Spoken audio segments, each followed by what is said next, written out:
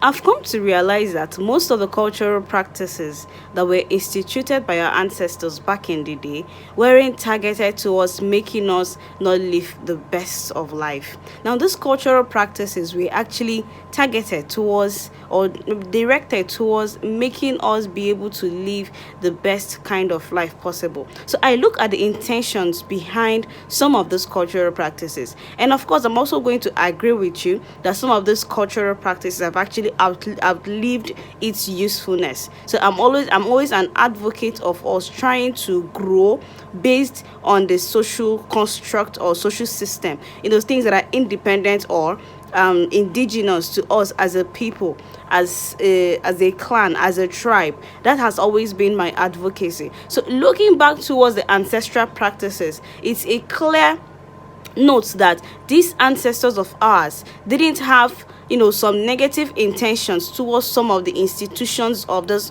culture or cultural practices or spiritual practices. Now, some of those things that they instituted back in the day or they just set aside were as a result of what they did back in the day, and they found out that doing this or living in a certain way improved or increased their life. Therefore, they now expect our generation to actually abide by it. They never actually understood or never actually imagined that there will be such a time where traditional practices or Igbo spirituality would be demonized. They didn't even account for a time where some of their ihumo, some of their ofo, some of their ancestral staffs and items were going to be seen as an instrument of the devil. So most of the agreement or most of the contracts they signed with some of those primordials was targeted at giving us a shot at the best of life. For instance, some families have an instituted alose known as akwale or momo. Now, what is the benefit? What is the purpose here? Every family that have this particular deity, we should bear it in mind that that family had an issue with fertility, whether it's gender mortality or child mortality. Now, it also was instituted because they want productivity, not necessarily financial benefit, but productivity in whatever angle it's going to come out of. Now, we need to also understand that our ancestors were not money driven or money conscious, unlike this present generation. So some of the things they instituted were not targeted at financially providing for us, but they are there to actually grant us some sort of a spiritual guidance, some sort of a spiritual protection, and other covert or overt functions of or duties that we do not necessarily see and we are not aware of. In this video, I'm going to be listing three cultural and spiritual practices that our ancestors did or performed back in the day that they found out that doing this in this kind of way would actually basically contribute to us, you and I, having a more fulfilled life. Now, the first on my list is the process of Ekwaru. Now, Ekwaru here is the process of ritual cleansing. When there has to be a committed abomination, then the reverse is the case. Has to be a committed abomination arrow for there to be a ritual cleansing waro. Now, what are those kind of things that our society consider as an abomination? Now, the first one here is having an abortion.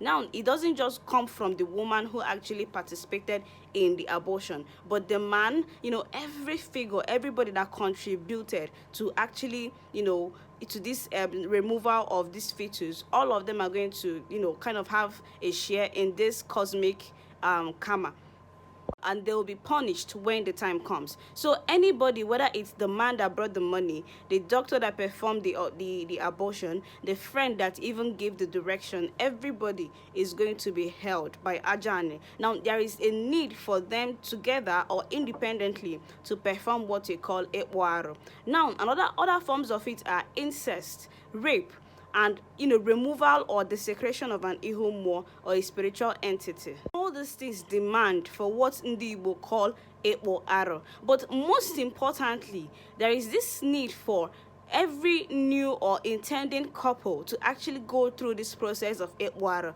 Now, individually, especially in this modern age where there is no strong belief on morality. There isn't so much strong about, people don't actually respect ajani and the rest of it. So it creates a need that every couple that intends to, go, have every intending couple should and must perform this rite of Ikwaro. Now, in my place now, if it's directed towards the woman, we call it Ikwaro Abowobia. Ikwaro Abowobia.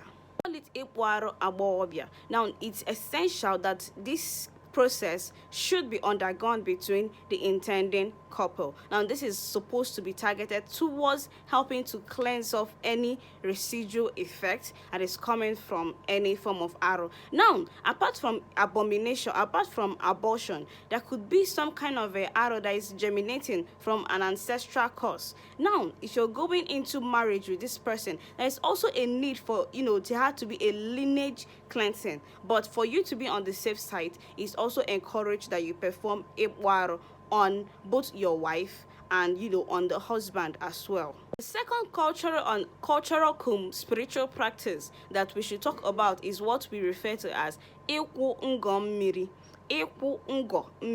Now, the problem here is that most of us don't believe in the concept of spiritual spouse. We believe it's some sort of demon that is forcefully sleeping with the woman. But there is an ancestral interpretation to what spiritual wife or spiritual spouse is. Now, the problem here is that because we've been so westernized that we've forgotten the consequences of some of the ancestral cultural practices that our ancestors performed, which were targeted at warding off, at doing some or performing some sort of function for us. For instance, now Ikwungomiri is targeted towards placating the spiritual spouse.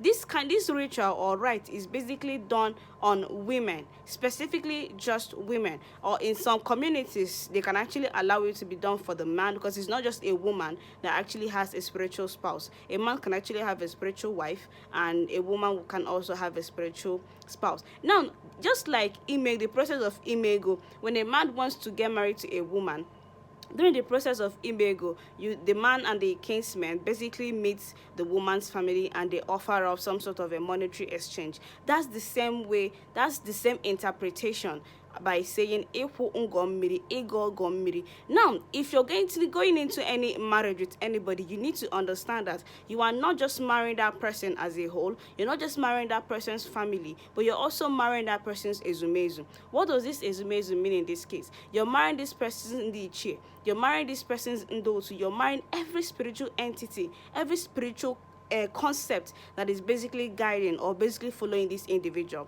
Now, as Igbo, we have to also know that there is something that we call ogugu. Now, in most community, they will tell you that this particular ogugu basically follows a woman to her marital home. So we need to also know that these things exist and they don't need our permission to basically act. But once they feel neglected, they start lashing out. That's why Ekwu Ngomiri is very essential. So for a man to be free and for a man to be safe against the spiritual spouse of the wife, it's essential that he goes through this process of Ekwu Ngomiri. And by doing it, you're kind of removing or pushing yourself out of any trying to make sure that you don't anger the spiritual spouse of that individual. Because if you look at the meaning of EJD, now marriage in Igbo's language is referred to as EJD. So if we are going to have a fresh video where we'll try to explain this concept of EJD and how it's sort of based on some sort of a loaning system, somebody that goes for an errand and at the end of the day should have to go back to her father's house. It's going to be on a fresh video,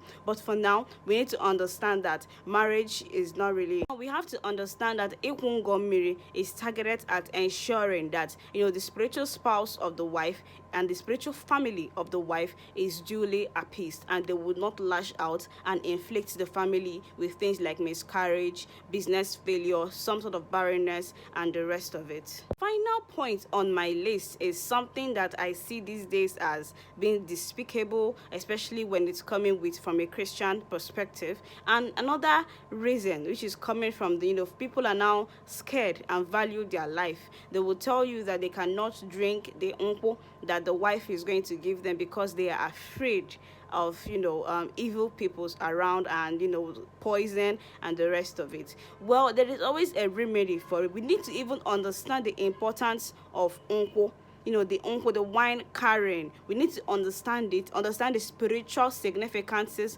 of these kinds of rites before even trying to attempt to even pour them away. First of all, you need to understand that that unko that the woman is giving you at that point contains some sort of a blessing to you. Now, once you're pouring them away, you're also pouring out those ancestral blessings, because as far as the spiritual guide of that woman is concerned, if you pour away that drink, you're not married to her. That's the Igbo culture. This is what we represent, and this is why we do all those things that we do. So at this point where the father of the bride takes the wine and pours it on the ground, he's actually inviting the ancestral and familiar spirits and informing them of what is about to happen. He's informing them that their daughter is about to get married to so and so. And once she carries that wine and identifies her husband and gives it to him, and by drinking it, they have already sedimented that union. And before the spirits and before us, the human being, the marriage is now complete. So I'm going to stop this video here, and if you have any question, you can always pop up on my comment section and ask me, and I'm going to attend to as much as possible. Now, also bear in mind that there are other rites or cultural practices that are targeted towards self-preservation of Igbo, from generation to generations, which we've been demonized, or we think it's a cake and shouldn't be practiced. But let me know your thoughts on this video, and until next time, yeah guys, yeah.